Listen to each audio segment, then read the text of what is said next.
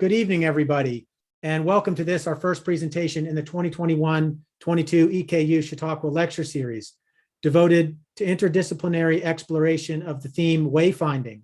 My name is Eric Liddell, Chautauqua Lecture Series Coordinator. And when our committee decided upon the wayfinding theme in the spring, I could think of no one better or more suited to open the series than renowned anthropologist and ethnobotanist, Dr. Wade Davis. So it is my great pleasure to welcome him here to EKU Chautauqua to give our annual Bruce McLaren Distinguished Lecture, honoring the founder of our series, which is now entering its 22nd year. Dr. Davis joins a growing list of notable scholars who have given the McLaren Lecture, which is typically devoted to curious aspects of the intersection of cultural studies and the natural sciences or natural history. And again, in this connection, with degrees in anthropology, biology, and ethnobotany, Dr. Davis, who has been described as a rare combination of scientist, scholar, poet, and passionate defender of life's diversity, is eminently suited to the task. So welcome, Wade, and thank you so much for being here tonight.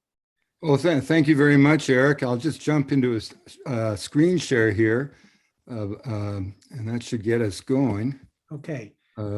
Before we do that, let me just take a moment to introduce my colleagues who are here with us tonight. Dr. Amanda Green, who coordinates our anthropology program, and Dr. Javier Alvarez, who coordinates our Spanish program, and who happens to share with Wade Davis both Colombian and British Columbian connections.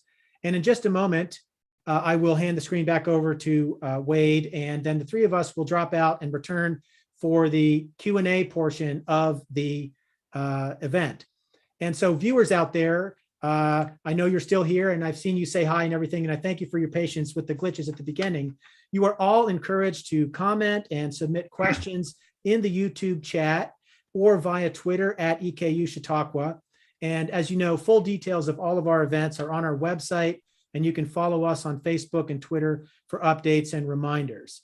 And without much further ado, let me introduce Wade Davis, writer and photographer whose work has taken him from the Amazon to Tibet, Africa to Australia, Polynesia to the Arctic.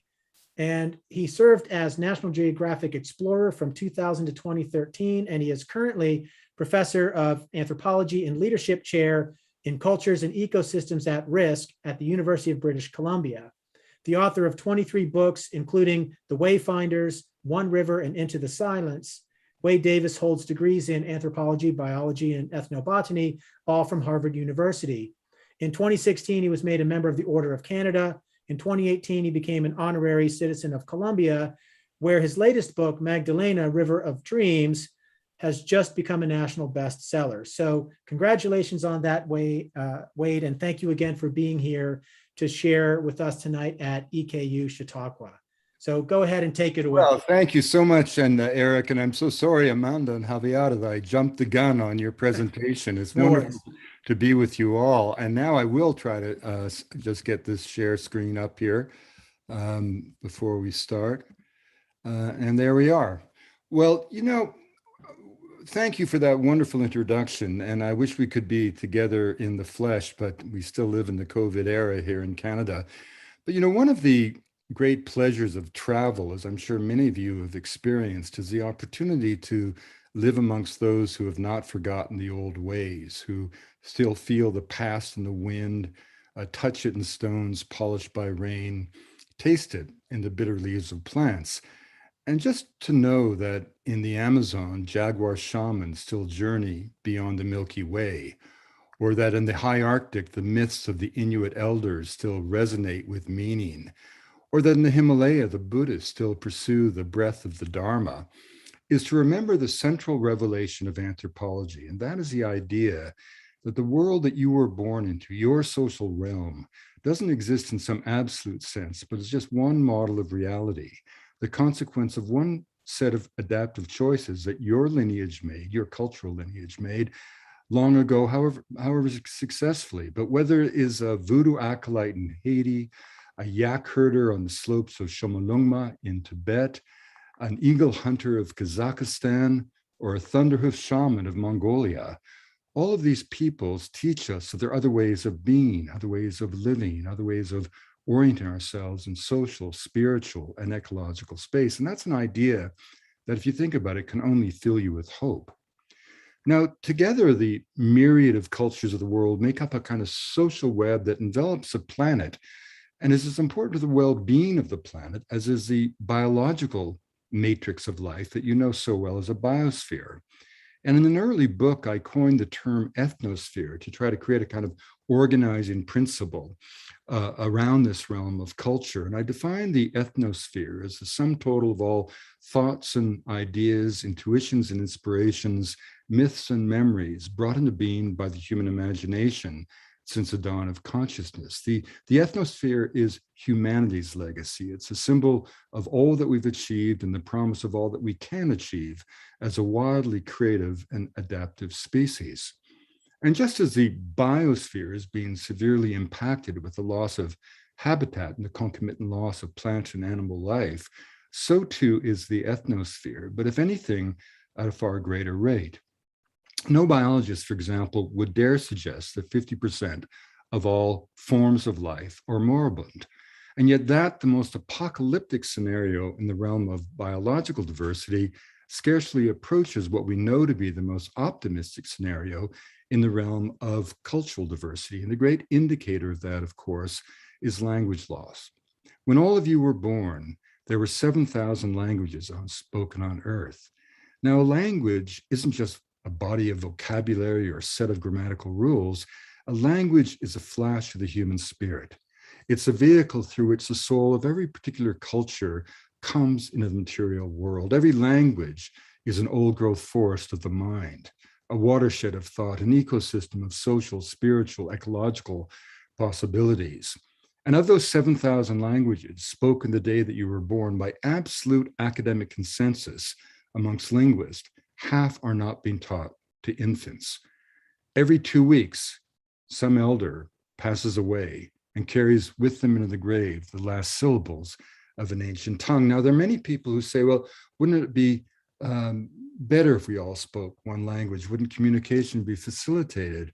Wouldn't we easier for us to get along? But I always answer that question by saying, what a great idea.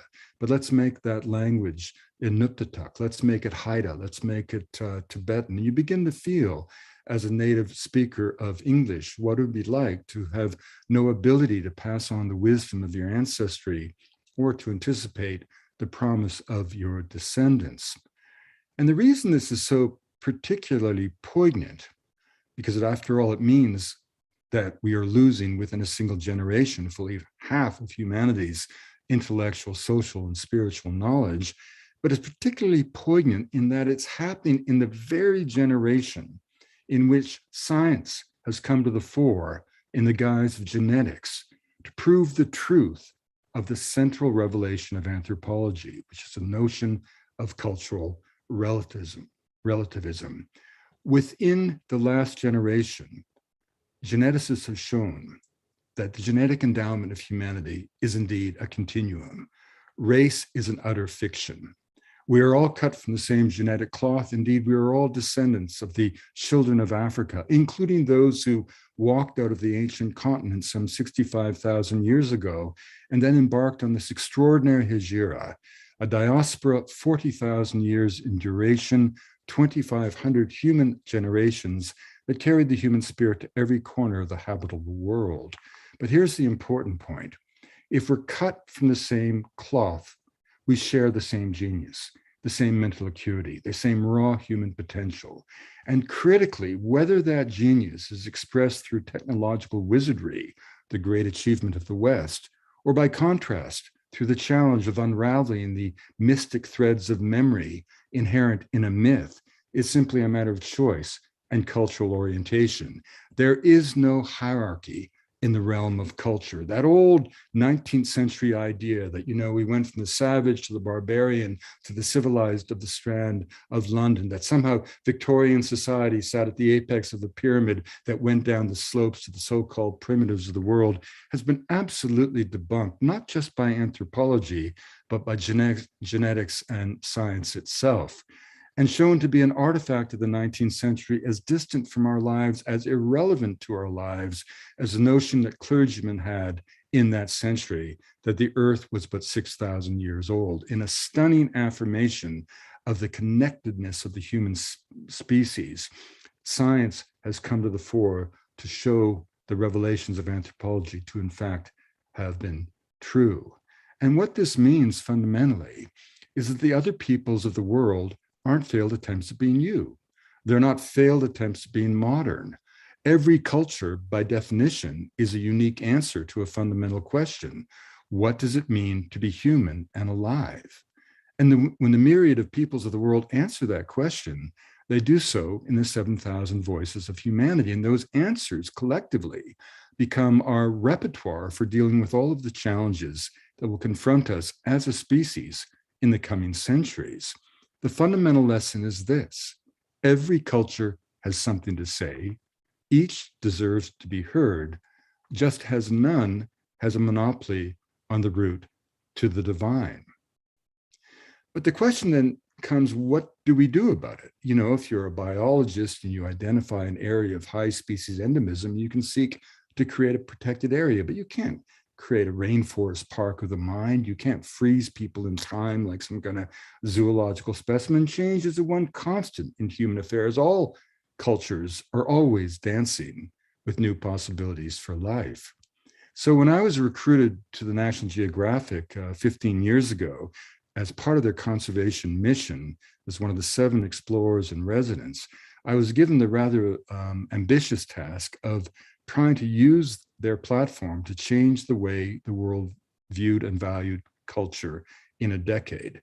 We knew that polemics were never persuasive, that politicians lead, politicians follow, but never lead.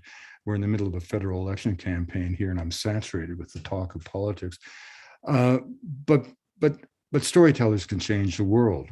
And we are at the greatest storytelling institution in the world. So I propose that we set off on a series of journeys into the ethnosphere where we wouldn't try to simply celebrate the exoticism of the other, but rather we would find those expressions of cultural genius so dazzling that they couldn't help but kind of inspire anyone who learned about them.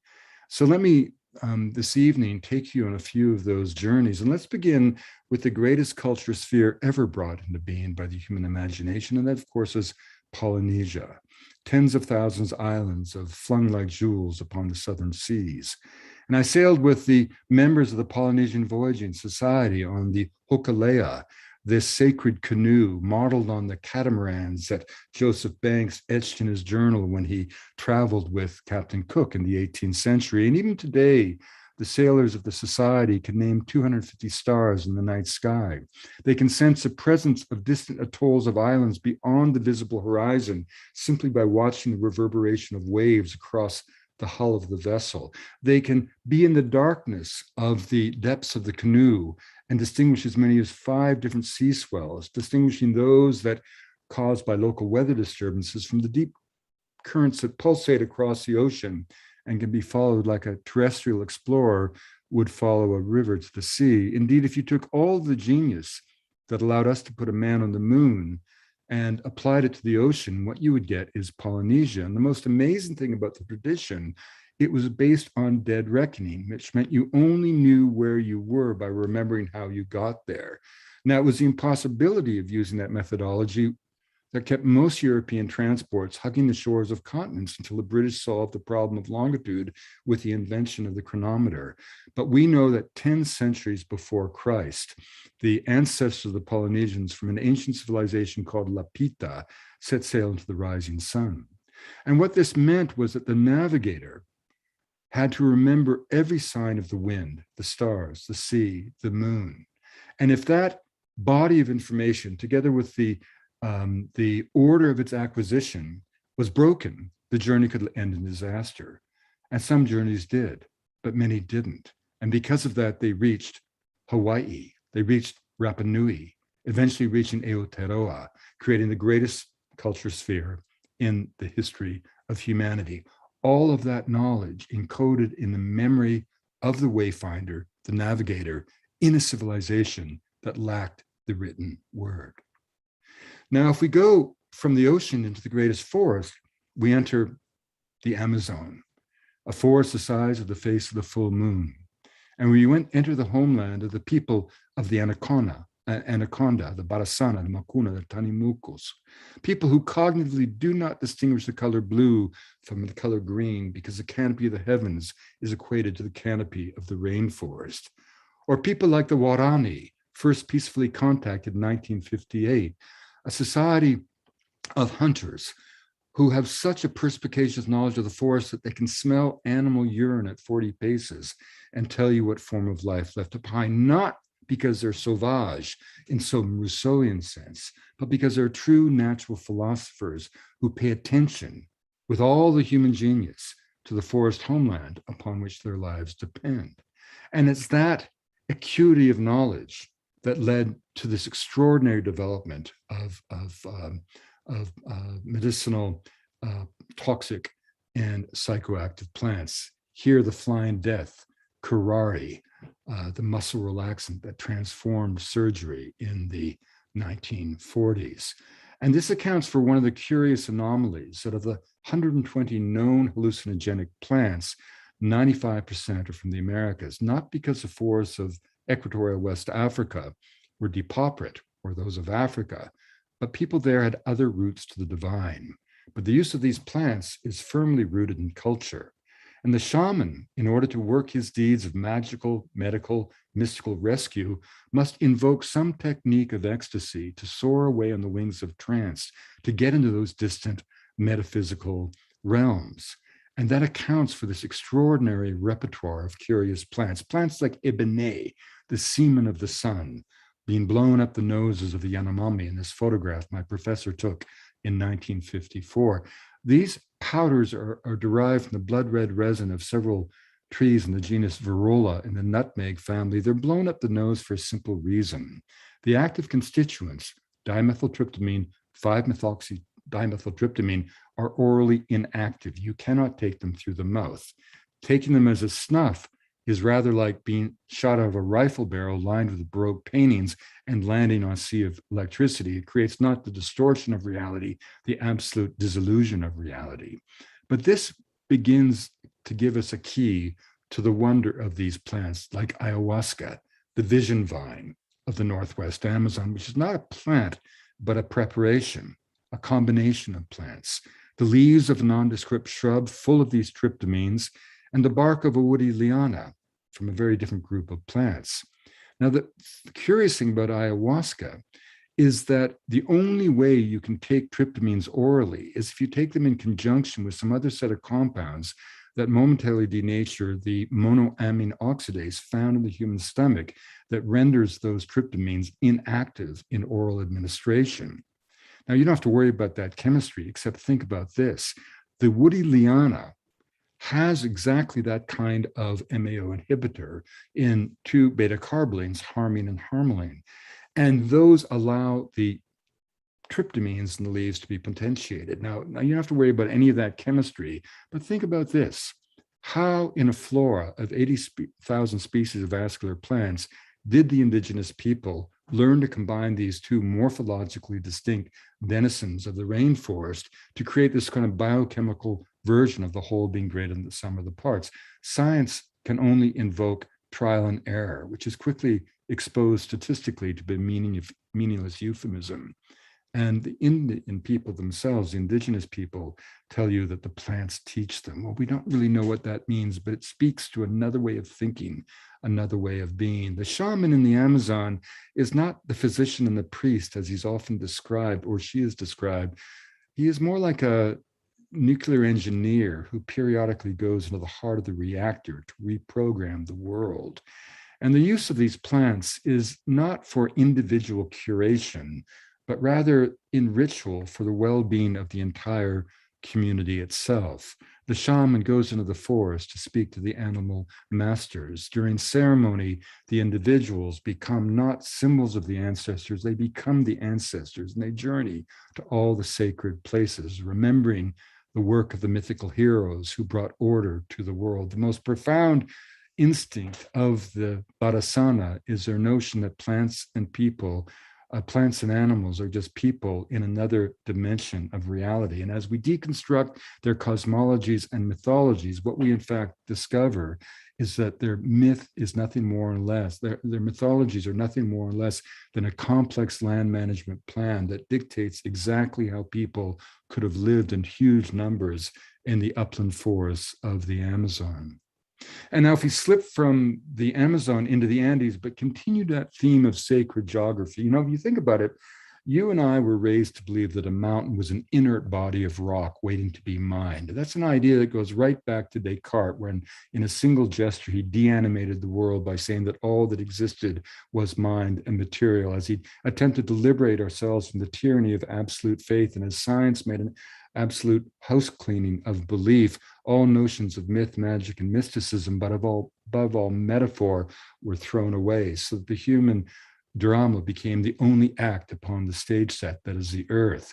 Well, that way of thinking, which has not only led to our environmental crisis today, is unique really to the Western tradition. The vast majority of societies around the world have embraced the natural world and the earth itself through the metaphor of reciprocity, some iteration of the fundamental idea that the earth owes its bounty to humans, and humans in turn owe their fidelity to the earth. Now, the issue isn't who's right and who's wrong, but if you do believe that a mountain is a sacred Apu deity, you will have a different attitude toward it, and your society will have a very different ecological footprint than a society raised to believe that a mountain exists to be torn apart. And these ideas become expressed, as we'll see, in ritual. And again, the sacred plant of the Andes, coca, not cocaine. Coca and cocaine are no more alike than potatoes and vodka. And coca itself is the divine leaf of immortality, used for 5,000 years with no evidence of toxicity, let alone addiction. Indeed, nutritional studies have shown that this is a key element of the diet of Andean peoples. It is chock full of vitamins, more calcium than any other plant ever studied, perfect for a diet that lacked a dairy product. It also has enzymes that enhance the body's ability to digest carbohydrate at high elevation, perfect for the potato-based diet of the Andes. So coca is not cocaine, it's the divine leaf immortality, and we should never associate the two. Coca itself, the act of using coca, is a meditation.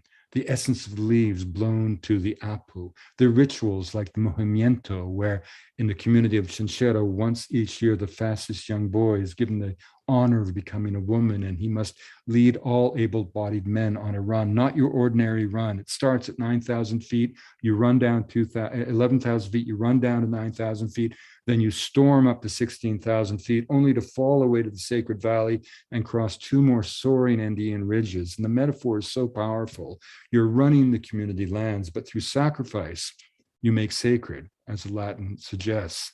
And the people go into the mountain as individuals, but emerge as a community that once again has affirmed its sense of belonging and its duties to protect the earth. And at the age of 48, I became the only outsider and the oldest man ever to run this race. And I promise you, I only did it by chewing more coca leaves in one day than anyone in the 5,000-year history of the plant.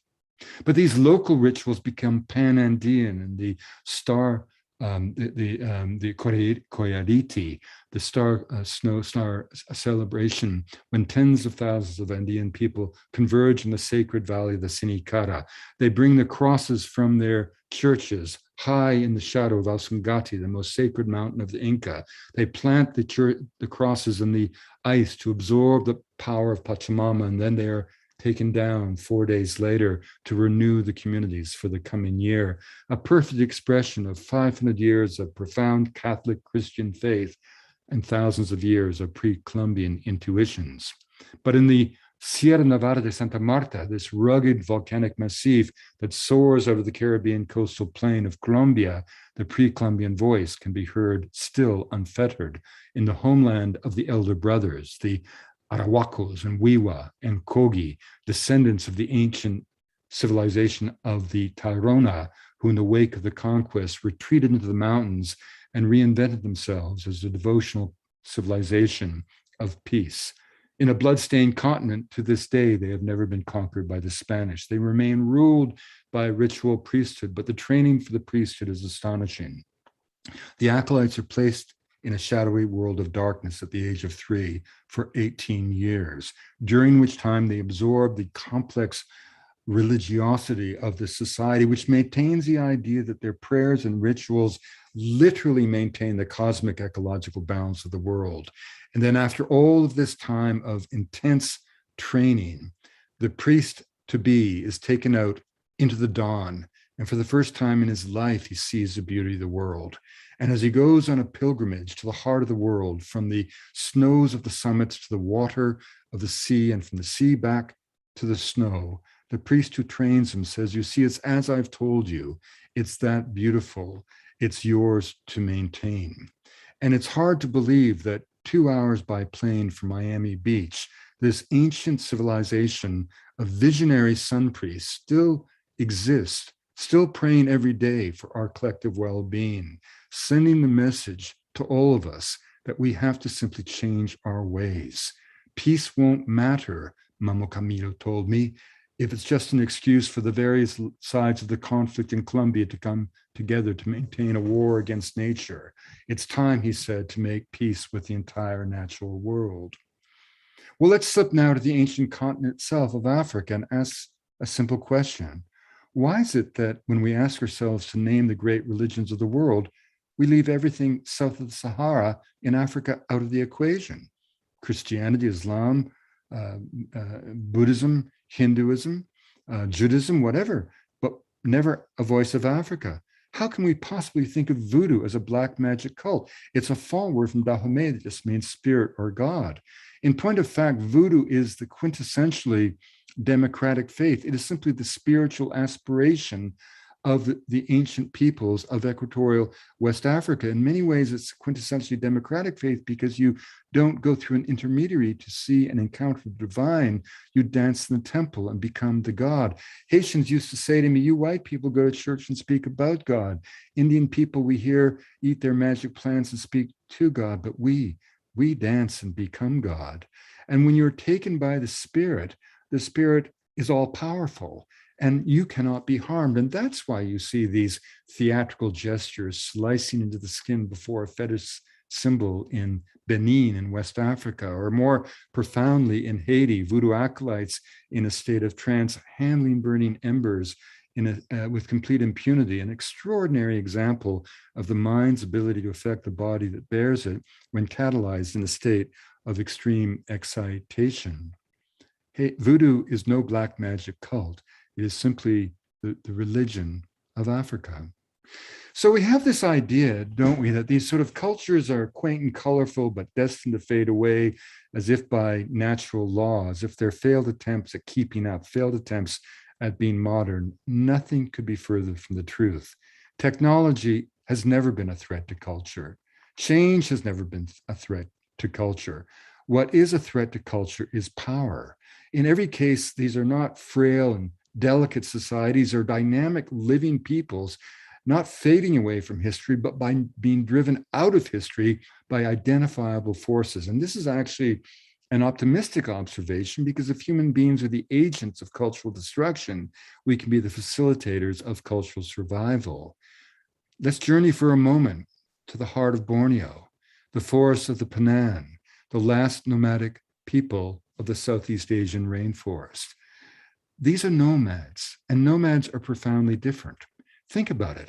How do you measure wealth in a society in which there is a disincentive to accumulate anything? Wealth is measured by the strength of social relations between people. Food is power, but it's also community. There is no word for thank you in the Penan language because everything is shared. I once gave a cigarette to an elder in a small encampment and watched as she tore it apart to distribute the individual strands of tobacco equitably, rendering the product useless, honoring her obligation to share. And the sounds of the forest, sadly, have been replaced by the sounds of machinery, the highest rate of tropical deforestation in the world. And in a single generation, The Penan women have been reduced to servitude, prostitution. The rivers that once ran clear, so laden with silt that it seems as if half of Sarawak is slipping away to the South China Sea, where the freighters hang light on the horizon, ready to fill their holds with raw logs ripped from the heart of the forest, children suffering in settlement camps, men humiliated, rising up, blowpipes against bulldozers, but no match for the power of the Malaysian state. And so in a single generation, industrial avarice has laid waste not just to a forest, but to a civilization of men and women, morally inspired, inherently right, and effortlessly pursued for generations in the forests of Sarawak. Well, if we go to the opposite extreme, to a different way of thinking about the earth, we enter the deserts of Australia. Now, when the British washed ashore in Australia in the 18th century, they saw people that looked strange, had a simple material technology, but what really irritated the British is that the Aboriginal people had no interest in improving upon their material lot. And because notions of optimism and progress were the very essence of Victorian life at that time, the British, in their inimitable way, concluded that the Aboriginal people weren't human. And so they began to shoot them. And believe it or not, as recently as 1902, in the lifetime of my grandfather, it was debated in Parliament in Melbourne as to whether or not Aboriginal people were human or not. As recently as the 1950s, there were quotas as to how many Abos could be shot with impunity who trespassed on ranches. As recently as the 1960s, a school book used across the country, A Treasury of Fauna of Australia, included the Aboriginal people as elements of the natural wildlife of the continent. And what was in fact going on was simply a failure on the part of Europeans to understand a subtle devotional philosophy as elegant as anything ever brought into being by the human imagination. And that was a songline. Trajectories walked at the dawn of time when the ancestors sang the universe into being, but more essentially the dreaming, which was not a dream. It was a point of eternal stasis where the world existed, but was still waiting always to be born. It turns out that the entire ideal in Australia was the opposite of progress, opposite of change. It was stasis. The purpose of life wasn't to change anything. It was to do the ritual acts necessary to maintain the world exactly as it was at the time of its creation. It would be as if all of European thought had been invested in pruning the shrubs in the Garden of Eden to keep it just as it was at the time that Adam and Eve had their fateful conversation. Now, again, I'm not saying who's right and wrong. Had humanity as a whole followed the trajectory of the Aboriginal imagination, we wouldn't have put a man on the moon, but we wouldn't be talking either about global climate change. So if industrial intrusion is one threat to the integrity of culture, ideology can be even a more pernicious one, whether it's a ubiquitous cult of the modern or the Marxist materialism of Beijing. This is a photograph of a nun at Angkor Wat whose feet and hands have been severed from her body for the crime of pursuing her Buddhist faith.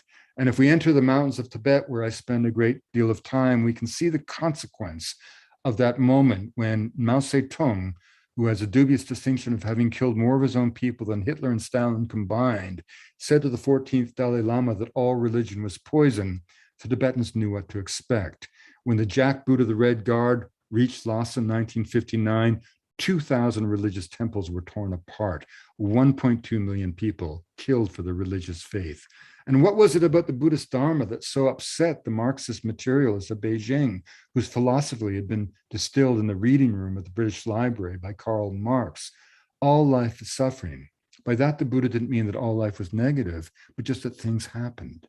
The cause of suffering is ignorance. By that, he didn't mean stupidity. He meant the tendency of human beings to cling to the cruel illusion of our own centrality in the stream of divine existence. The third of the revelations was the idea that ignorance could be overcome, and the fourth of the noble truths was the great delineation of a contemplative practice. If followed, had 2,500 years of empirical evidence that a transformation of the human heart was possible.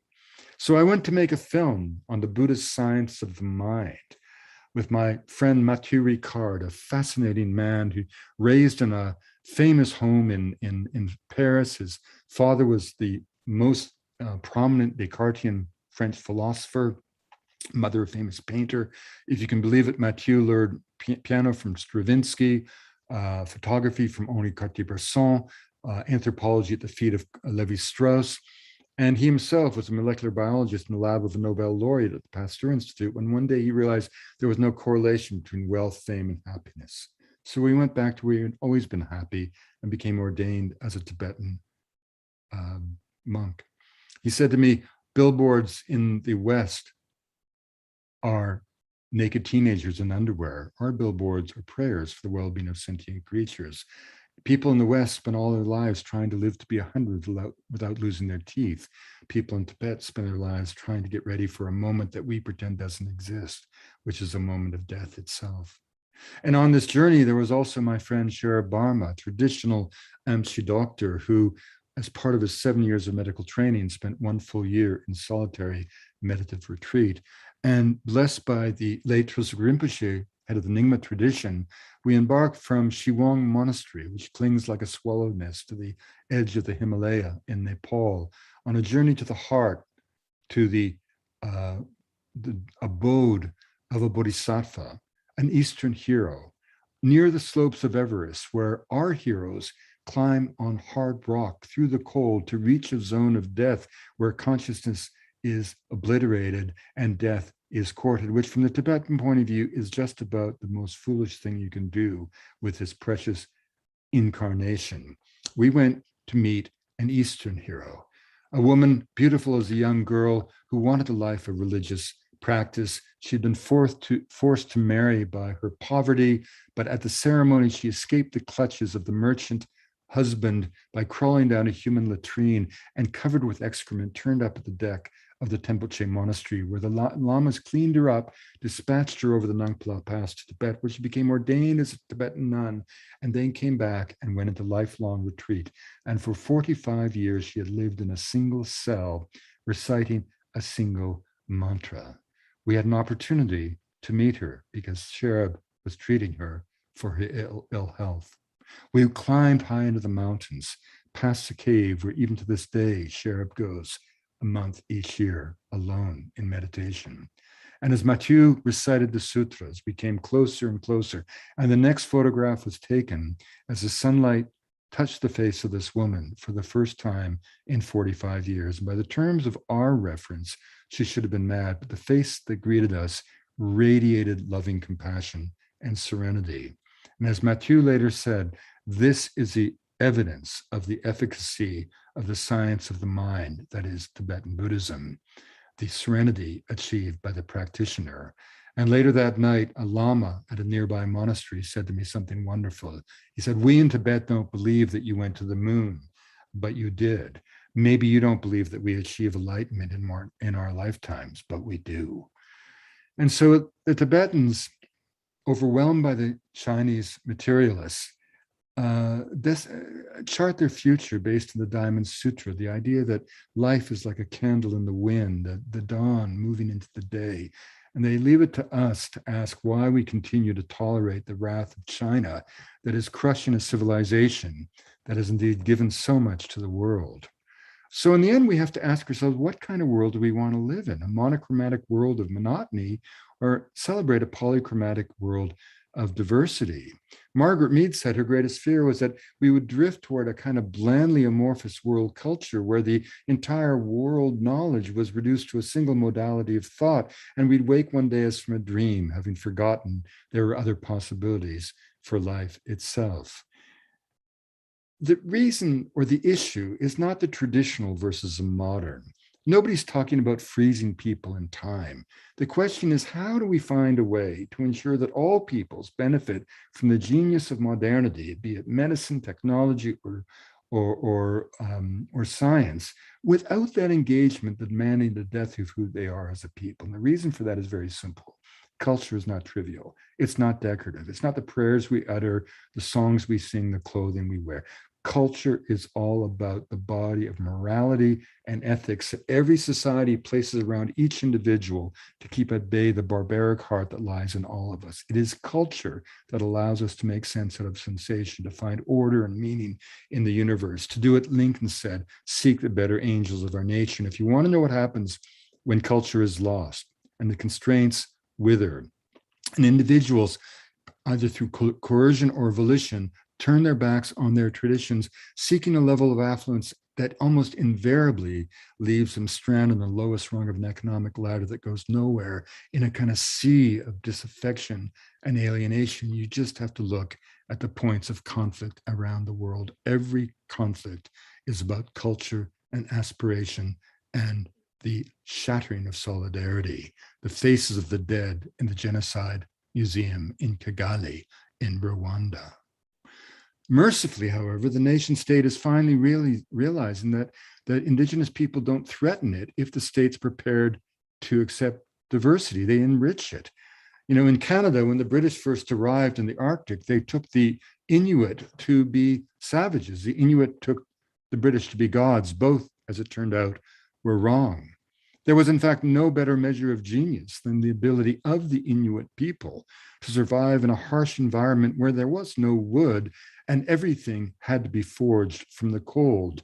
The Inuit don't fear the cold, they take advantage of it. The runners of their sleds were made of fish, 3 Arctic char laid in a row and wrapped in a caribou skin. The Inuit don't fear the cold, they take advantage of it.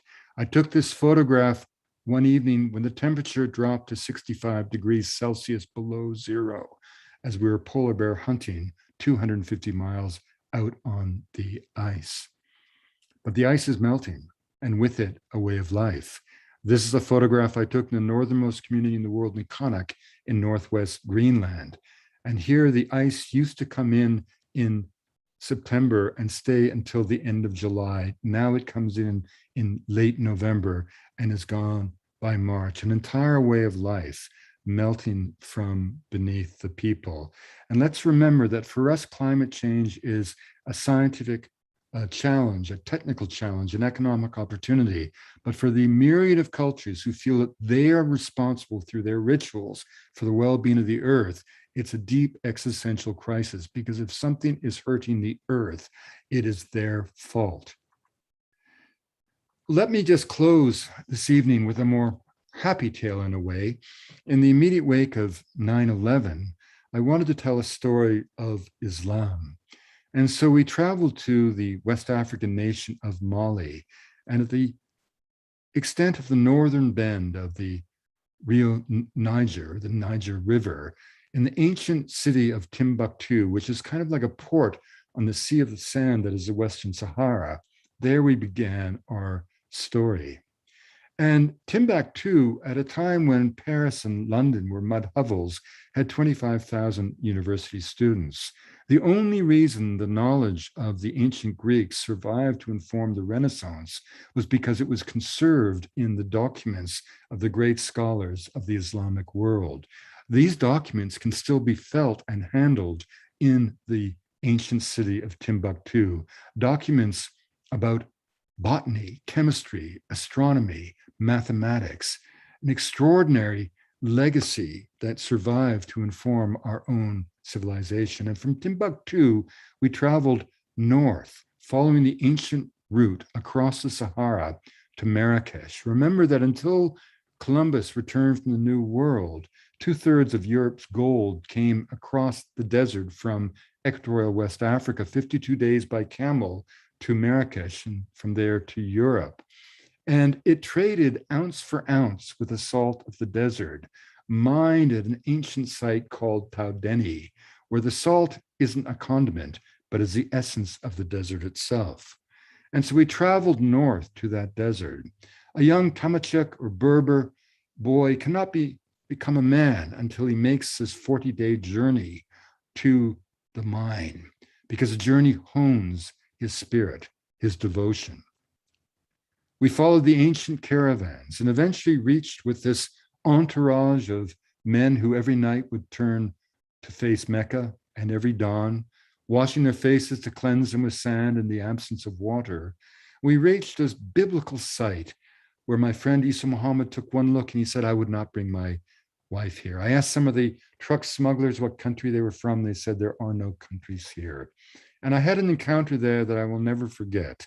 A man who was chronologically much younger than me, but broken in body from years in the mines. He was trapped in debt peonage, a loan he had taken out with a merchant to save the life of his child, and he would never be able to repay it.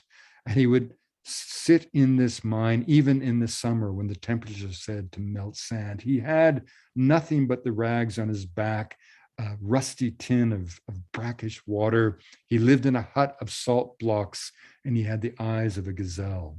I calculated that his total debt would never be repaid, but that debt was less than a meal for 4 in Vancouver. So I gave him that money. And as I did, a sandstorm swept through the scene. In a mist of yellow haze, he disappeared. And I never found out whether he was telling me the truth. Did he buy his way to freedom? Was he killed for that money? He simply blessed Allah and disappeared into the mist. As we then turned our backs and went back to Timbuktu, we came upon a caravan we had met going north. They had been hit by a rare thunderstorm. The salt had gotten damp, and if it does, it breaks and loses all value. So here they were, a dozen young men, all the wealth of their families, stranded in the desert, 250 kilometers from the nearest well. As we came upon them, one of them was going off 25 kilometers, thinking he might be able to dig in the sand to find some moisture. And as we came upon them, they were down to their last liter of water. And what did they immediately do? They kindled a twig fire and used that water to brew us tea, rendering themselves bereft of water, but honoring the old Bedouin saying that you'll kill the last goat that gives the milk that keeps your children alive in order to feed the wandering stranger who comes into your hut at night out of the desert. Now, you must remember that in the desert, you can live for a fortnight without food, but death from dehydration happens overnight. The truck drivers of the Sahara have a great saying that the great thing about brake fluid is it keeps you off the battery acid. And so as I watched Muhammad pour me from his precious limited supply of water, the last of that water, boiled as tea to welcome us into his encampment, as he poured that water, I thought to myself, after over 50 years of these travels as an anthropologist, being welcomed in every community, it's a moment like this that makes all of us feel alive, that makes all of us still feel the possibility of hope. Thank you very much. Thank you so much, Wade Davis. That is such a wonderful ending note of graciousness and hospitality and good karma paid back in a different form, right, to you. So a really lovely note to end on. In a rich and ranging and compelling and deep global journey. We've all spent a lot of time on our computers looking at other places in the world, but I feel I've been more places tonight than I had been in the past year and a half on this screen. So really, truly, thank you so much for that journey and a wonderful Chautauqua lecture. And I know that we have some questions already coming in on the live chat. And so I want to thank our viewers out there for posting those. We'll get to those in a minute. And I encourage everyone to leave comments and questions. We'll try to get to as many as we can and have time for. But I also want to invite my colleagues, Amanda and or Javier, to share a question or immediate comment if they would like to. Certainly. Thank you so much. This was a really, really lovely lecture. It really reminded me that there are other ways of being, as you say, other ways of living, and in these there is hope. I appreciate that very much. I'm teaching food and culture this semester, and yesterday a student asked me, we were discussing climate change, that was our topic, and he said, why aren't we doing anything about this? I want to have children and I want to have grandchildren and I want them to have a beautiful place to live. And I gave my response, but I'm curious what your response would be to a young college student. Well, begin to inhabit and reinculturate ourselves, our communities, to alternative realities, new rituals. Yeah, I mean, I one of the things that I think is really a disservice to young people is to steal the possibility of hope. It's like the proverbial commencement address that begins like, the world's a mess, it's up to your generation to fix it. Like hell, it's up to them to fix it. We created the problem, it's up to us to fix it. Obviously the world is going through a crisis with climate, but things are also changing, and not only for the worse. I find extraordinary to think that in my lifetime, women have gone from the kitchen to the boardroom, people of color from the woodshed to the White House, gay people from the closet to the altar. When I was a kid, just getting people to stop throwing garbage out of a car window was a great environmental victory. Nobody spoke of the biosphere or biodiversity. Now these terms are part of the vernacular of school children. Change. One of the things I try to do, Amanda, in my own life, I think sometimes, people who care deeply about the fate of the world can have an almost, I hate to say, pornographic obsession with the coming apocalypse. They're as intolerant as Old Testament prophets, and whether there's a kind of a infatuating something infatuating about doom and gloom for some individuals, and I don't see that really helps us deeply. I learned something from my father. My father always said, he wasn't a religious man, but he always said, he was a deeply ethical man, and he believed deeply in good and evil. And he'd say to, son, there's good and evil, take your side, get on with it. And what he was saying is that we have this illusion in Christianity that, if we just work hard enough, the Christ child, the symbol of all good, will triumph over the fallen archangel, the devil, and all will be well. And of course, when early clerics would ask the obvious question, if God's all powerful, why does he allow evil to exist in the universe? That was a notorious heresy for which you could be burned at the stake in medieval times. But when Lord Krishna, by contrast, was asked by a disciple that very question, why does an all-powerful God allow evil to exist in the universe? Lord Krishna responded, to thicken the plot. In other words, the sense of good and evil, and in the Buddhist tradition, there's no illusion about it. The path of the pilgrim is not a destination, it's a state of mind.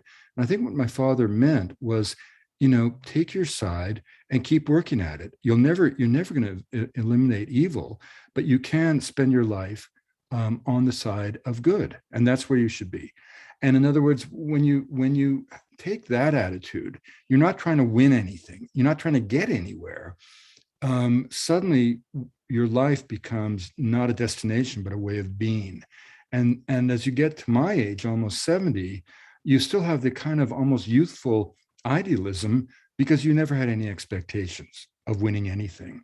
And I think that, that's a more positive way to encourage our young people to live, to live ethical lives, to do what you can, to take a Hippocratic oath, to try yourself to do no harm, but don't take on the burden of history on your own shoulders. It's not fair, and they're not big enough. And so I think that's a responsibility that we all have to young people, to share with them the positive, that pessimism is in fact an indulgent, that despair is an insult to the imagination, that orthodoxy is the enemy of invention, that they can do anything they want, that if they're not living on the edge when they're young, they're taking up too much space. They can leap over a cliff, and the mystery of the world is they don't land on rocks, they land on a feather bed. The world exists to lift kids up, not to beat them down. That if we can give them that kind of hope, to allow them to be patient, to allow their destiny, time to find them, those are the messages we need to convey to young people, not more doom and gloom. Because if we disillusion them, if we leave them feeling helpless, that certainly won't be of any aid in the legitimate and true challenges that lie ahead of us. Thank you. Let me jump in here and share a question quickly from one of our viewers. From the younger generation to the older or maturing generation.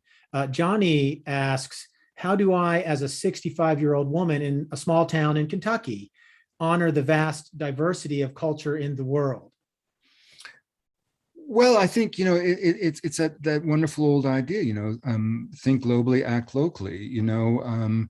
when I have a big class, Eric, of 375, it maxes out, and the kids come from all over the world and all over the campus. And, my goal is unvarnished. It's to fill their eyes with wonder, to infect them with the virus of tolerance. And I think that's something that we can all do. You're sitting around and you hear someone making some cryptic comment about somebody, or using the term primitive to describe a society, or making fun of the Colombians as a land of Escobar, when in fact the cocaine situation and the blood of the Colombian people is in fact on the hands of everybody who's ever consumed cocaine, and every government who has made possible a black market trade while doing nothing serious to curb its distribution as a drug. I think there's a million moments in our day-to-day lives where we can radiate, as the Dalai Lama says, loving compassion. And at the end of the day, that's really all we can do. Peter Matthewson, the great writer, said that anyone who thinks they can change the world is both wrong and dangerous. And he obviously had in mind people like Lenin and Mao and Stalin and Hitler. But there is something true about the danger of polemicis, and the danger of ideology, and the danger of authoritarian thinking, whether it's from the left or the right. And Peter didn't mean that we don't have an obligation to bear witness to the world. And as a writer, that's what you do all the time. But I think that, in the same sense that you can see the universe in a grain of sand, the entire array of humanity is found in every small town. And so I think you can be as effective in a small town as you can be in Lhasa or New York and Paris. Hell, maybe a lot more effective. Right. Think globally, act locally, find ways to celebrate. I think the undercurrent of what you were talking about is celebrating, right? Cultural understanding and diversity. I mean, especially in the United States. I mean, it's such a great country. I love the United States. I was born Canadian, but I became an American. My father-in-law was almost president. My son-in-law is an active service member now. My nephew was a Marine in Afghanistan. I don't support those conflicts, but I certainly support those men, just like I support everybody in a logging camp who's fighting off hunger with a chainsaw. It's not the individuals, but there is something so sad and so unseemly at the polarization of the American political scene. I wrote a piece for Rolling Stone last summer that, and not last August, the previous August, it went viral, 362 million social media impressions around the internet, really looking at COVID as a cultural phenomena, and looking at America's failure in particular as a kind of an ominous sign of the end of the era of American exceptionalism. And that wasn't an event that I look forward to. On the contrary, I would love to see the United States reestablish its center and reestablish what it always was, the hope for humanity. But, to do so, you've got to look in the mirror and see the person you've actually become. Yes, and that there are always more than just two sides to any conflict, right? There's such a multitude and diversity of approaches to every single question, as you nicely pointed out. Let me invite Javier, if he wants to jump in here, and then I'll turn to some other questions from our viewers as well. Yes. Thank you very much, Wade, for such a wonderful trip around this fantastic planet we still have. My question is in line with your one of your lines of thought there was the major threat of cultures is power. And considering that we live in an age of power where every human being or every one of us who live in a consumer society is given certain level of power, and the way that we express our power is by consuming. And I was thinking that the fact that we have, for example, in Kentucky, in Berea is a city around what, maybe 15 miles from here. There is a church that administers ayahuasca. You know, you mentioned ayahuasca. Ayahuasca, for those who don't. I mean, you already mentioned it. It is being consumed today like a sort of alternative way to reaching, you know, like a one more drug, you know. So considering that much of the consumption of sacred plants takes place within a specific cultural context, how might we address the use of said substances, for instance? Well, you know, it's the ayahuasca phenomena is so curious. You know, those who don't know it, it means the vision vine, the vine of the soul. And it's this preparation I mentioned in my talk that originated in Northwest Amazon. But in 1974, for example, when I first traveled in Colombia, it remained an extraordinarily obscure substance, known only to a few travelers, aside from the indigenous people and anthropologists and botanists and so on. And were you to have asked me in 1974, which of all the psychoactive substances found in the Americas, for example, would emerge 50 years later in this kind of ubiquitous way, it would have been the last thing I would suggest. I mean, you know, one of the things that's so interesting is that, you know, ayahuasca is not for the faint-hearted. It's not pleasant. When the indigenous people speak about what it is, you know, they use language like you're nursing at the breast of jaguar mother and she rips you from her tit to throw you in a pit of vipers. It's like this kind of ordeal you get through. And I've been frankly astonished that it has been picked up as it has been picked up. Now, there's an entire industry of ayahuasca tourism centered around Iquitos in the Northwest Amazon of Peru, for example. And you have all these young North Americans and Europeans who are going down to get personally healed and everything. Well, that idea of personal healing did exist in the mestizo culture, both on the coast of Peru with San Pedro, and certainly in places like Mocoa, the road between Sibundoy and the lowlands of Putumayo in Colombia. You did have these sort of syncretic fusions of sort of curanderismo with kind of Christian elements and the invocation and the use of these traditional preparations in what would be a kind of a curing ceremony, and whether the problem you had was medical or personal or psychological or economic.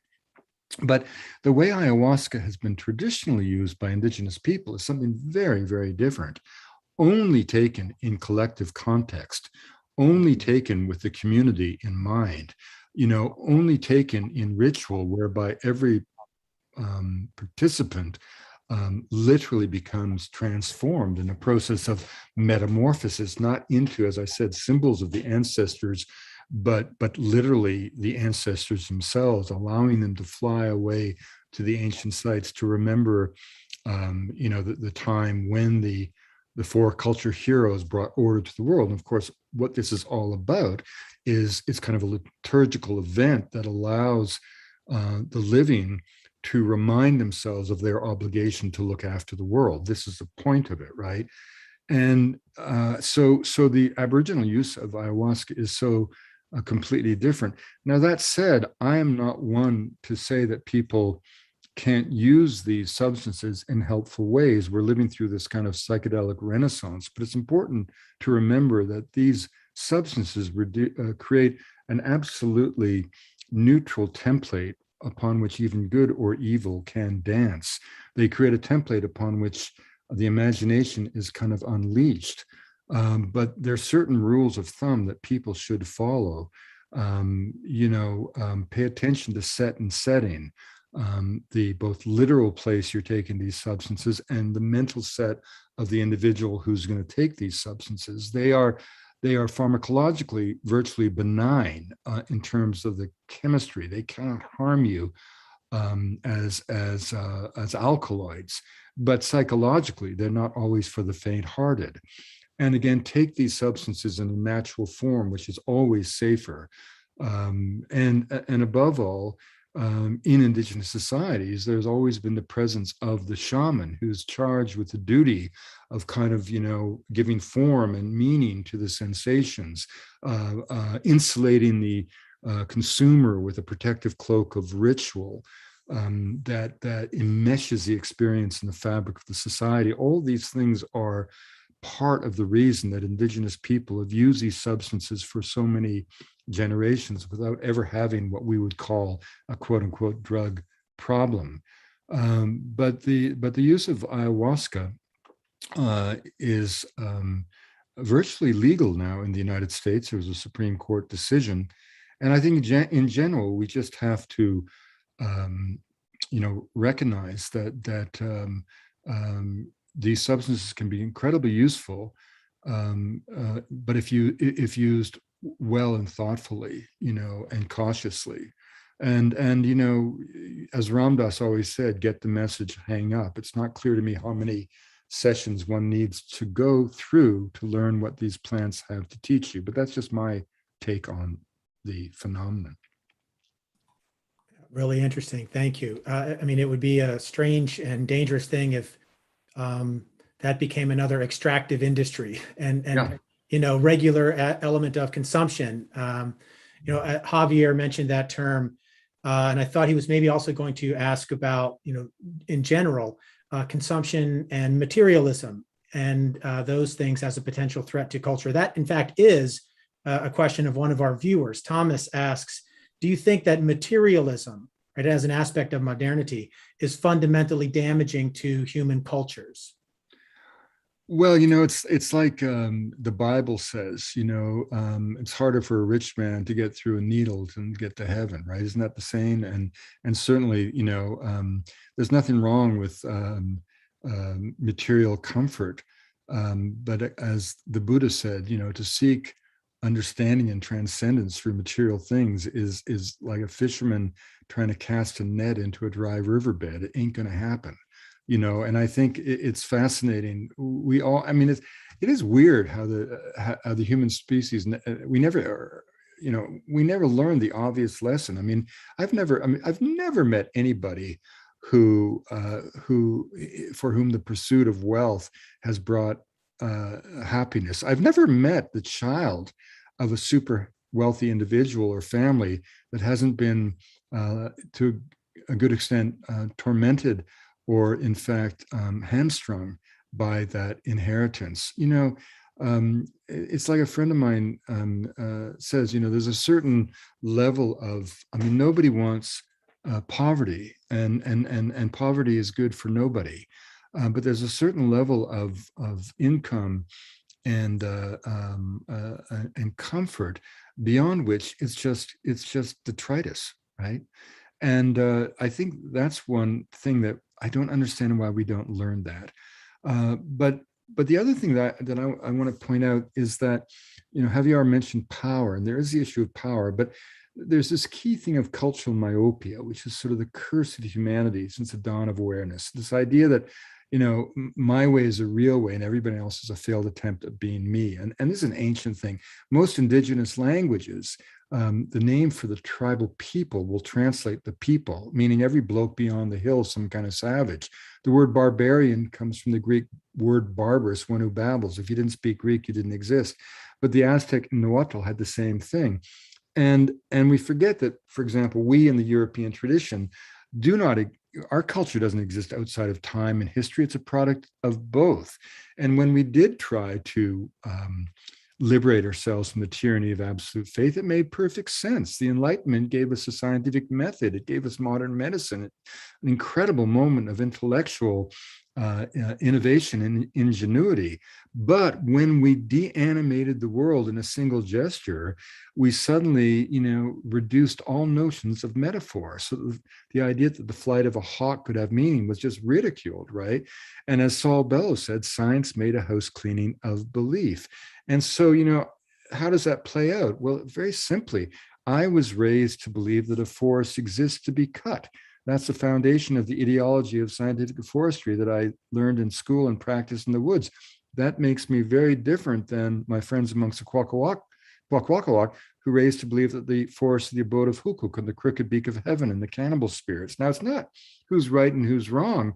It's how the belief mediates the interaction, so that the First Nations here in British Columbia lived in these forests probably for 5,000 years at least, doing little harm to them. Whereas my way of thinking about the forest has torn them asunder in 3 generations. And what we need to do is get back to a way of thinking about the earth that in fact has dominated the human awareness for most of history. You know, this whole kind of thing of modernity and consumption and is only 300 years old. And it's all been based because for 300 years, we've been consuming the ancient sunlight of the world. But we are not the norm. We are the anomaly. And at the very least, the existence of these other ways of thinking in a very important way puts a lie to those of us in our own society who say that we cannot change, as we all know we must change, the fundamental way in which we interact with the natural world. Luke wants to know, in order to, I suppose, make the best use of the storytelling that you talked about and the wisdom that comes out of ancient, traditional, indigenous cultures, how can we best act to save the world's various languages and cultures? Well, it's a very interesting question. When I went through anthropology, but I didn't really study linguistics, and I was quite unaware until about 1997 that there were people like Michael Krauss who wrote a seminal paper in which he first raised this issue that half the languages of the world were being imperiled. And when I came upon that paper, and then I checked with Ken Hale, the late Ken Hale, a linguist at MIT, who confirmed that diagnosis, if you will, I was kind of astonished. Like, why aren't linguists screaming about this? And the answer was Noam Chomsky. And Noam Chomsky, who was a hero of the New Left during the Vietnam era, also was a legendary linguist and a genius. And his idea was brilliant. Until he came along, linguists thought that language was sort of acquired through behavioral modification. Johnny says, "Mommy," he gets a candy. And Chomsky said the obvious, that that the acquisition of language is an incredibly complicated thing that occurs virtually at the same age in cultures all around the world. So he posited that there had to be some kind of almost organ, not a physical organ, but a kind of cognitive organ of deep structure, which we were hardwired to acquire language. And the quest to understand the parameters of that, the holy grail of the deep structure of cognition, if you will, became the entire focus of modern linguistics. And Michael Krauss used the analogy from biology. If, for example, you want to study life, you study DNA. And you don't really care if the DNA comes from a fruit fly or from a rare panda bear, because it's just DNA. And that doesn't mean that the panda bear is not important, but you keep his survival in the hands of the conservation biologist and the ecologist and the conservationist, right? You study DNA. Well, such was the authority of Chomsky that the entire field of linguistics was focused exclusively on this quixotic quest for an understanding and a description of the deep structure of language, right? The universal grammar, as it was called. And meanwhile, the actual manifestation of this deep structure, the multiple languages of humanity, were dying by the day. And at the time, you couldn't really challenge Chomsky if you wanted a career in linguistics. So, for example, today, if you gave me limitless funds to document the syntaxes, the grammar, the vocabulary of all the languages in the world, it could not be done, because there are not enough linguists who've been trained in that kind of field methodology. They've all been focused on the elusive quest for the universal grammar. And because I didn't have any cards in the game, I began screaming about this in the late 90s, writing about it, screaming about it. And in 2003, I gave a TED talk that had a lot of exposure. And I wasn't alone in this. There was almost a kind of entire generation of linguists waiting for the dam to break, who were prepared to go after the orthodoxy. And I'm not saying for a second that I sparked that movement, but I certainly was part of that movement that just exploded. David Crystal and David Harrison and Greg Anderson and any number of these incredible field linguists, right? And so we saw in the first decade of this century an outpouring of literature, dozens of books that I have on my shelves, but also activism and also efforts to revitalize languages that are now underway everywhere. So there's been an absolute sea change in appreciation of the need to do this. The question is, do we have the time? Do we have the money? Do we have the cadre prepared to do this work? Thank you. I hope so. I know that there are many indigenous language revival programs going on out there. One of which is headed by a former Chautauqua speaker, Anton Troyer, who happens to be in Ojibwe, based in Bemidji, Minnesota. Some viewers might want to check that out if they're interested. But those are individual cases, right? Which require there's a lot of expertise. Yeah, but Eric, there's a wonderful, I think, important phrase that people like Anton use. They never say dead language. They never say dying language. They have this wonderful phrase, sleeping languages, because every language can be brought. There's a wonderful guy, I can't remember his name. I met him at University of Miami, Ohio. And I thought maybe he was Ojibwe. I should remember his name. He's a wonderful guy. And he literally took a language, his language, that was deemed to be extinct. And just by using missionary journals and other sources, he brought it back. And he raised his two children in the language. And he's the one who first turned me on to this notion of sleeping languages. And I think it's a nicer way of thinking about them, Indeed. Lovely.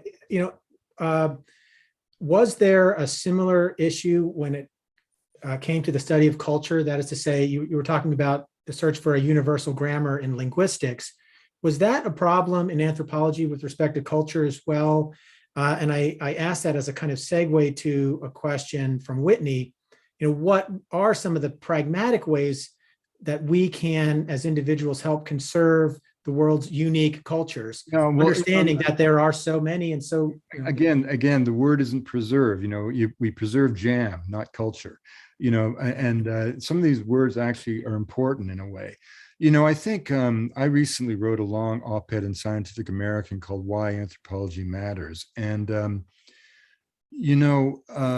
anthropology, like any academic discipline, goes through phases and fads and so on. And as it hooked onto the postmodern movement in the 1990s, it came in for a lot of self-criticism. Who are we to, turn up at the doorstep of a tribal people? Who are we to be the intermediaries between them and the outside world? It obviously invoked criticism of sort of the classic 19th century British social or French social anthropologists who were, serving as tools of empire. And so anthropology, in a way, began to study itself. And I think that at a time when its voice was never more important, it kind of went mute. So a perfect example of that for me was in the immediate wake of 9/11, 4,000 anthropologists from the American Anthropological Association gathered in Washington, D.C. for their annual meeting. And the entire gathering warranted a single line in the Washington Post newspaper that basically, in the gossip section, that basically said the nutcases are in town again. And you didn't know who was more remiss, the government for not listening to the one profession that really could answer the question, why do they hate us? Or even worse, in a way, the profession for not having the ability or the inclination to reach out to the public, a very hungry public, desperate in need for an answer to that question, right? And I think that says something about the status of anthropology. And, the truth is, if you want to know how important anthropology is, just a little exercise right now. Think of how maybe your grandfather, your great-grandparents, my grandfather saw the world. In 1911, the Oxford English Dictionary did not even have a word in it for racism, didn't have a word for colonialism. The role of women was frozen. Immigrants were a threat. Race was a given. I mean, we can go on and on about these certitudes of the time of our grandparents that we now not only reject, we see them as being morally tainted, reprehensible, right? And of course, we can celebrate women going from the kitchen to the boardroom and people of color to the White House and gay people to the altar. And those were political movements that we can trace in time and space and energy. But political movements don't come out of a void. They have to come from a new set of ideas. And those set of ideas that let loose those movements came from anthropology, and not from British anthropology or French anthropology, but by American anthropology, by Franz Boas and this extraordinary circle of contrarians, many of them women, Zora Neale Hurston, Margaret Mead, Ruth Benedict, who famously said the purpose of anthropology is to make safe the world for human differences. And these scholars in their time were pilloried, denied tenure, lost their jobs, ridiculed in the movie, and yet we today live in a social landscape of their dreams. If you think it's normal, Javier, that a Colombian girl would have a Chinese boyfriend, or if you think it's normal, Eric, that two women could be good mothers and have a good family as long as there's love in that household. Or if Amanda, if you realize that race is an utter fiction and that we're all cut from the same genetic cloth, all of these things, if you think of any of these and many more examples, you all, like me, we are children of anthropology. These were the gifts of that generation. And for them, activism was absolutely an essential part of the anthropological mission. And I, at least, was very much schooled in that tradition because my tutor at Harvard was the greatest humanist I've ever met, David Maybury Lewis. And while I was his tutee, he and his beloved wife, Pia, founded Cultural Survival. And as far as I was taught, one could not separate activism from the academic pursuit of anthropology. And that activism has very much faded away. And anthropology is studying itself these days.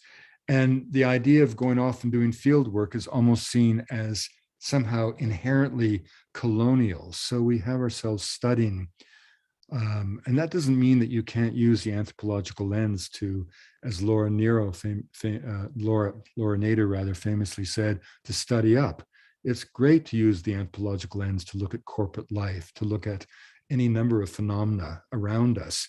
But we should not, at this point in time, be denigrating those extraordinary anthropologists who did something very courageous, which was to go to the field, to live for 2 and 3 years in difficult circumstances, alone, an outsider, in order strictly to reveal to the world the wonder of that way of being. You know, I have nothing but admiration for the anthropologists, the real ethnographers who came before me, and I continue to celebrate them at every opportunity. Thank you. Well, you're doing a wonderful job of it.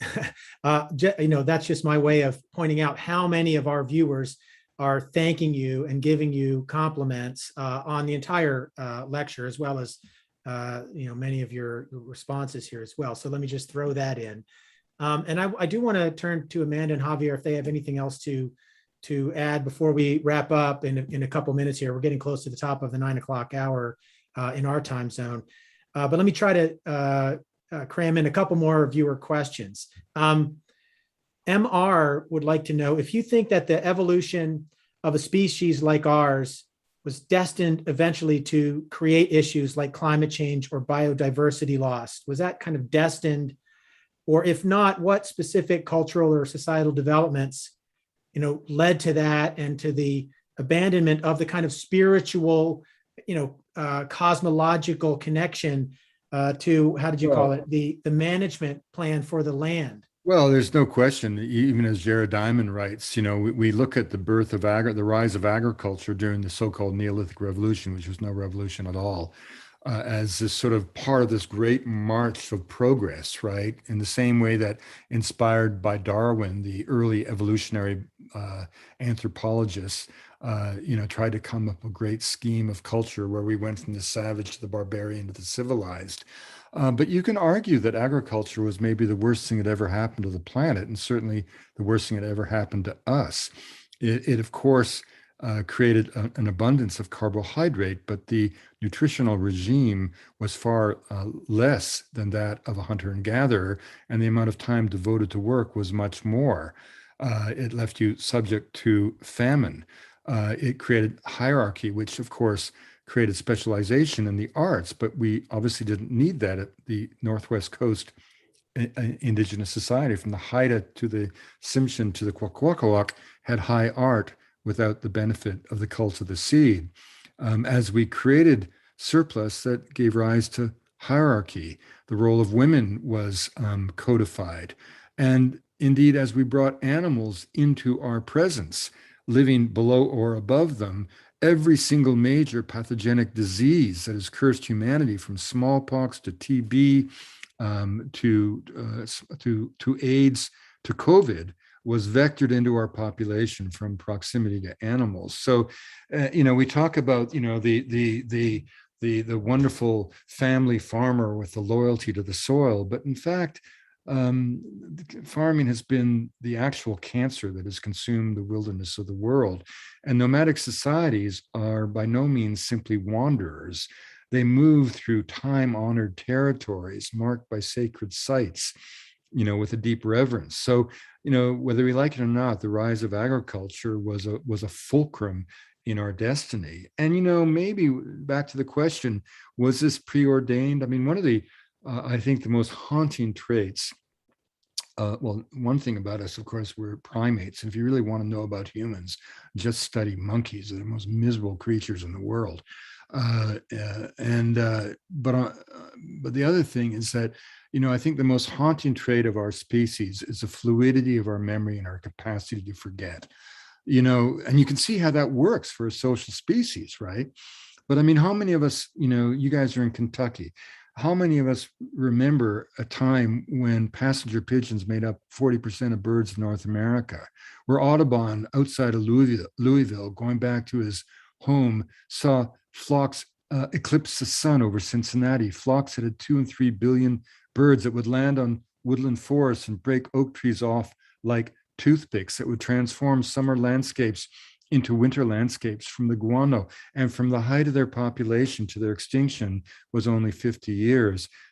Pigeon meat was a mainstay of the American diet.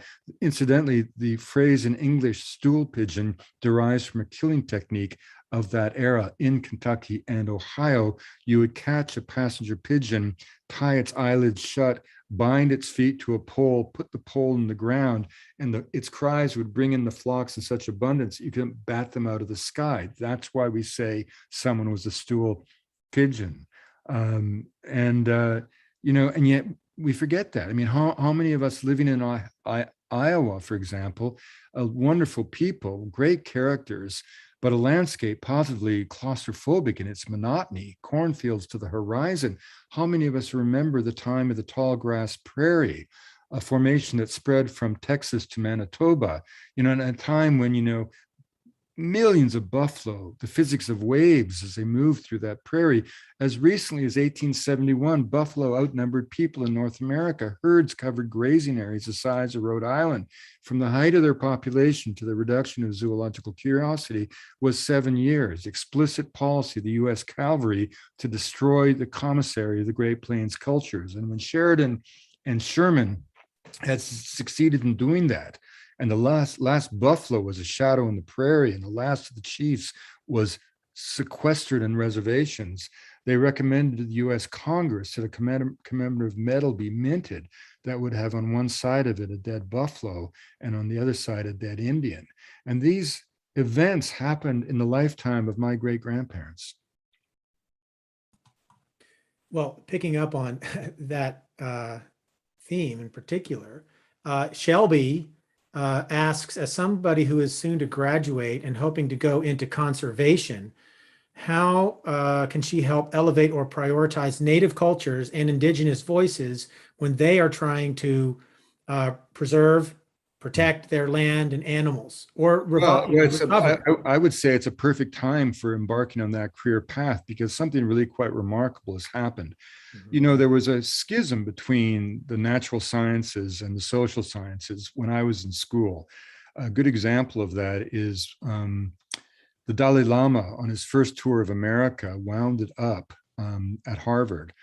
And that same evening, when he was going to speak, E.O. Wilson, the wonderful biologist, was introducing Norman Myers, who had just written a book called The Sinking Ark, one of the first books to anticipate the biodiversity crisis. And naturally, all the faculty and kids were across the way to hear His Holiness. And E.O. Wilson's the most wonderful, kind man I've ever known, the greatest biologist. And he'd regret these words to this day, but in apologizing to Myers for the sparse audience in the adjacent hall, he said, and I quote, "If even Harvard students can't get their priorities right and they'd rather be across the way listening to that religious kook, you know how far we've got to educate the public at large." But that was emblematic of the chasm between sciences and the social sciences. The naturalists, being misanthropic, saw people as a problem, especially indigenous people. The anthropologists couldn't abide the misanthropic elitism of the naturalist. Of course, as I said, ironically, genetics has come together to bring the two together to affirm the intuitions of anthropology. And in the same way, the latest movement in conservation is a recognition that, for better or for worse, at least titularly, the indigenous people extant, surviving today, are the custodians of the vast percentage of the world's remaining biodiversity. So this movement to both work with, in collaboration with indigenous people, in a collective effort to protect biodiversity, and in doing so, their territories is ubiquitous in the conservation movement. And the young student who just asked should just look up Neotero, the organization that my friend Pete Seligman has founded with support from the Emerson Collective. And Pete, who founded and built Conservation International, is now totally all about empowering indigenous people in the service of conservation. So it's a very good moment to be embarking on such a career. Thank you. And of course, in the United States, we have Deb Haaland, the first Indigenous female cabinet member in charge of the Department of the Interior. So there's real possibilities, hopefully opening up and flowing from that as well. So thank you for that. You know, I am conscious of the time. I'm not going to cut you off, Wade, because we would love to have you all night long. I actually have a Tibetan monk here for dinner. Yeah, no, we will let you go. If you can just answer one more question. Sure, I'd be happy to. China wants to know, you know, for all of our cultural differences, what do you think is the most unifying belief or practice across cultures that ties us together? What a great question to end on. You know, we've been talking all night about differences, but the truth is we share so much commonalities. You know, this is what I've always found the curious thing about the dance of doing ethnography. You know, all people in all cultures everywhere do the same things. They all give birth to children. They have to feed and protect those children. They have to socialize those children. They have to find ways for those children to come together consistently to couple and give birth to a new generation. They all have to deal with the agony of old age and the inexorable mystery that death represents. I mean, every single religion around the world is basically the same effort to wrestle with eternity and come out on top. And so we have this incredible commonality, and yet within that fabric of adaptive imperative, we find so many different ways to bloom in the garden of the human experience, right? And that's the dance I find so wonderful. I mean, people often ask me, Eric, you know, you travel so broadly to so many different societies. You know, how do you get to know people? And, you know, anyone who suggests that's bravado doesn't know what they're talking about. It's all based on empathy and love. You know, I mean, you think about it, if someone turned up at your doorstep in Kentucky and announced that they're there for 6 months to study you and you're going to house and feed them, you'd call the police, right? So, you know, you have to find that conduit to culture. You know, I'm going to be welcome with the Guarani for the same reason I'd be welcome in Javier's house in Colombia. You know, self-deprecating humor, good manners, a willingness to eat what's put in front of me and sleep where I'm asked to sleep. Food is power. You know, there's nothing that I find more offensive or more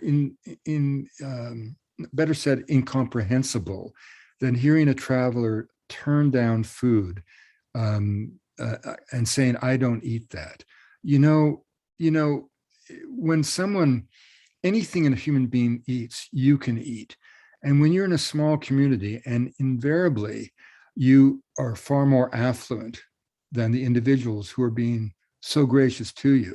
And when you say to them that your food I won't eat for whatever reason, when that food probably comes from the plates of their own children, if you think that's a simply neutral thing to do, you don't know how to dance the rhythm of culture.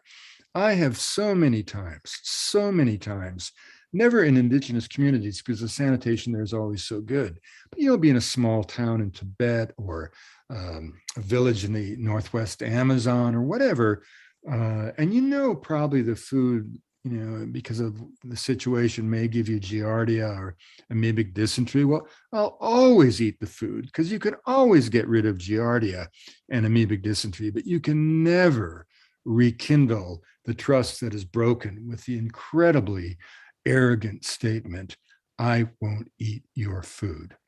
Because food is power. Food is exchange. It is the essence of gratitude, reciprocity, you know. And just think about it.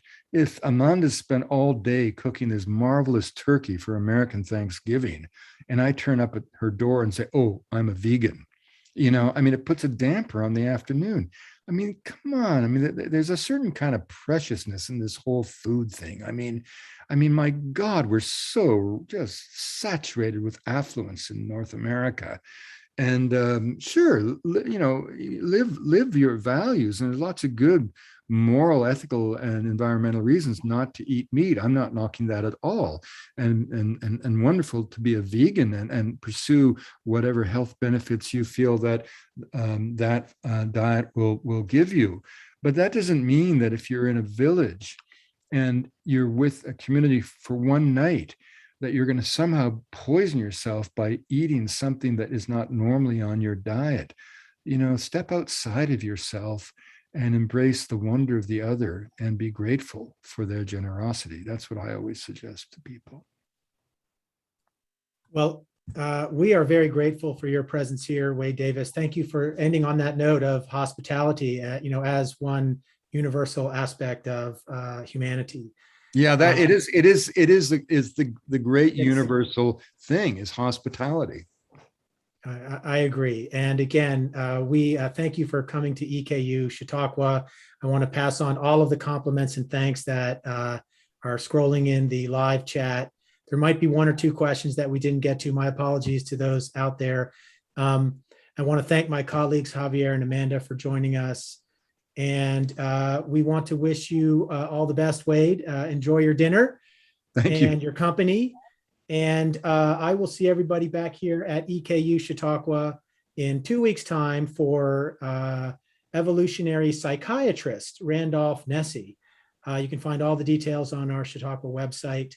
Thank you very much for joining us again. Take care, everybody, and good night. Thanks, everybody. Amanda, Javier. Oh, Eric. thank you. That was fantastic. This is my wife, Kelly. Oh, great. Nice to see you. What a Thanks, pleasure. everybody. Thank you so much. Okay. Good night, God everybody. bless. Bye. Take care. Thank you very much. Thank you, Eric. Thank you, Eric.